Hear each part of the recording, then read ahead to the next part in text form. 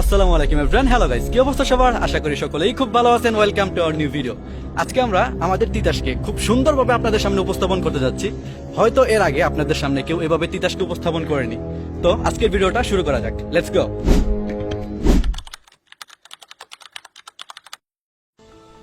তিতাস একটি নদীর নাম। অভিত মল্লবর্মন এর উপন্যাসটি বলে দেয় তিতাস থানার এই অপরূপ সৌন্দর্যের কথা। একদিকে গুমতি ও অন্যদিকে মেঘনা শাখা নদীর অপরূপ সৌন্দর্য, আর দিগন্ত মিশ্রিত সবুজ এই ফসলি জমি ও প্রকৃতিই বলে দেয় আমাদের তিতাস কতটা সুন্দর। আমাদের এই অঞ্চলের নামকরণের ইতিহাস পুরনো নয়। আজ থেকে 2 যুগ পূর্বেই তিতাস দাউদকান্দি উপজেলার অন্তর্ভুক্ত ছিল। তবে স্থানীয়দের দাবির মুখে 2004 সালে দাউদকান্দি উপজেলা থেকে 9টি ইউনিয়নকে আলাদা করে নতুন উপজেলা হিসাবে আত্মপ্রকাশ করে আমাদের তিতাস।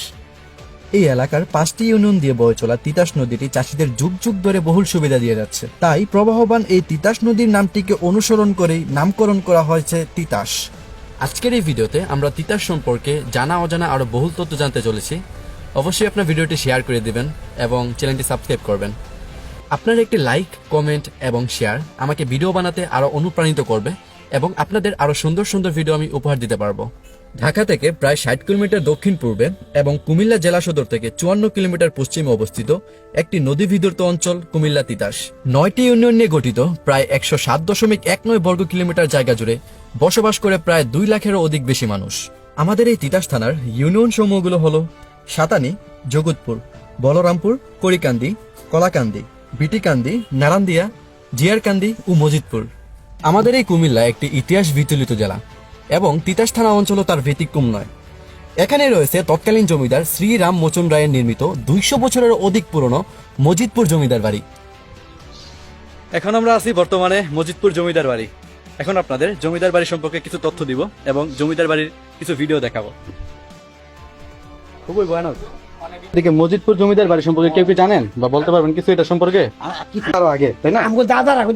ওরে আল্লাহ, অনেক মানুষ, অনেক বহুত অনেক মানুষ, বহুত লোক বহুত বিভিন্ন পুরো বাংলাদেশের লোক ঢাকা থেকে এই দিন কয়েকদিন আগে 100 থেকে 200 বছর আগে নাকি? 200 বছর আগে মিনিমাম। হয়েছে, হ্যাঁ।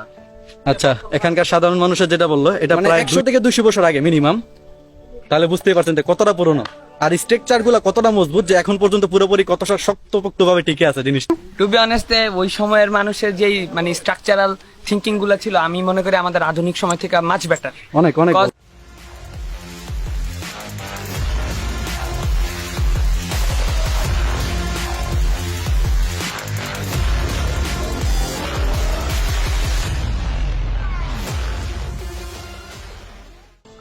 জায়গাটা আসলে সুন্দর না? এটা কিন্তু ছাদের উপরে, প্রায় 3 থেকে 4 তলা উপরে। এই যে দেখেন, এদিক দিয়ে দেখলে বুঝতে পারবেন 3 থেকে 4 তলার উপরে, ছাদের উপরে এত বড় বড় গাছ। বাবু, বিষয়টা অসাধারণ না? বাড়িটির প্রায় সবগুলো ভবন জরাজীর্ণ অবস্থায় থাকলেও এখানে বহু দূর দূরান্ত থেকে দর্শনার্থী ভিড় করে এই মজিদপুরে জমিদার বাড়িটি দেখার জন্য। আপনারা যদি তিতাসের প্রত্নতাত্ত্বিক নিদর্শনগুলো নিয়ে আরো একটি আলাদা ভিডিও চান তাহলে অবশ্যই কমেন্ট বক্সে জানাবেন।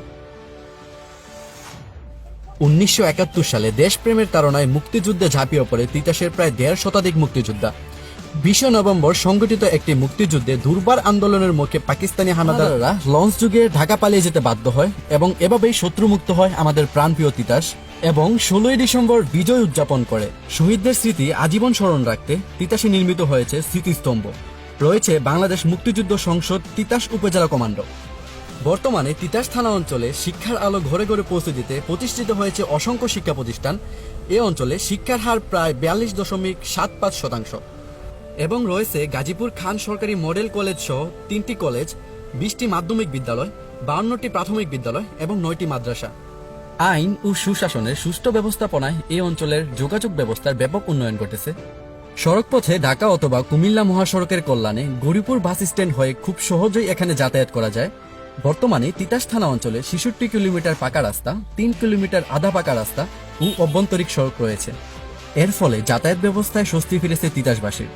তবে যোগাযোগ সুবিধাকে কেন্দ্র করে কিছু অপরাধ তৎপরতা লক্ষণীয় আমাদের এই তিতাস অঞ্চলে, যেমন মাদক সেবী ও মাদক চোরাচালানের দৌরাত্ম্য, মোবাইল মোটরসাইকেল চুরি সহ জমি সংক্রান্ত সমস্যা, পারিবারিক কোলাহলের মতো অপরাধ পরিলক্ষিত হয় আমাদের এই তিতাসে। তিতাস নদীর পানিকে কাজে লাগিয়ে নানান রকমের ফসল ফলন করেন থাকে কৃষকরা। এই জনপদের চাষিরা প্রধান অর্থকারী ফসল উৎপাদনের বাইরেও নদীতে বোয়াল, শোল, শিং, মাগুর, কই সহ বিভিন্ন প্রজাতির মাছ শিকার করে থাকেন জেলেরা। তিতাসবাসীর স্বাস্থ্যসেবা নিশ্চিত রয়েছে একটি উপজেলা স্বাস্থ্য কমপ্লেক্স ও ইউনিয়ন ভিত্তিক 9টি উপস্বাস্থ্য কেন্দ্র সহ বেশ কয়েকটি কমিউনিটি ক্লিনিক। তাছাড়া গবাদি পশুর চিকিৎসায় রয়েছে উপজেলা প্রাণী সম্পদ দপ্তর ও ভেটেরিনারি হাসপাতাল। তাছাড়া থানাবাসীর নিরাপত্তা ও আইনি সেবা নিশ্চিতে সর্বদাই তৎপর থাকতে হয় তিতাস থানা পুলিশকে। তিতাস থানা অঞ্চলে রয়েছে অঞ্চলভিত্তিক সাংবাদিকদের প্রতিনিধিত্বশীল সংগঠন তিতাস প্রেস ক্লাব। বাংলাদেশের 17তম বিচারপতি মোহাম্মদ তফাজ্জল ইসলাম এবং ঢাকা উত্তর সিটি কর্পোরেশন এর মেয়র আতিকুল ইসলামের পৈতৃক নিবাস এই তিতাস উপজেলাতেই। তিতাসে আমার গ্রাম কাপাসকান্দিতেই জন্মগ্রহণ করেন দেশখ্যাতি চিত্রনায়ক এবং ঢাকা 10 আসনের সংসদ সদস্য নায়েক ফেরদৌস আহমেদ এবং বর্ডার গার্ড বাংলাদেশের সাবেক মহাপরিচালক মোহাম্মদ মাইনুল ইসলাম। এখন আমরা বর্তমানে আছি কুমিল্লা তিতাস কদমতলী সুবহান মঞ্জিল। এটাও খুবই আগের একটা স্থাপনা। তারপর এখানে আমরা এক্সপ্লোর করতেছি এবং ঘুরে ঘুরে কিছু সিনেমাটিক শট নিতেছি, দেখতেছি কিরকম দেখা যায় সিনেমাটিক শটগুলা, এবং আপনারা ভিউগুলো এনজয় করতে থাকেন।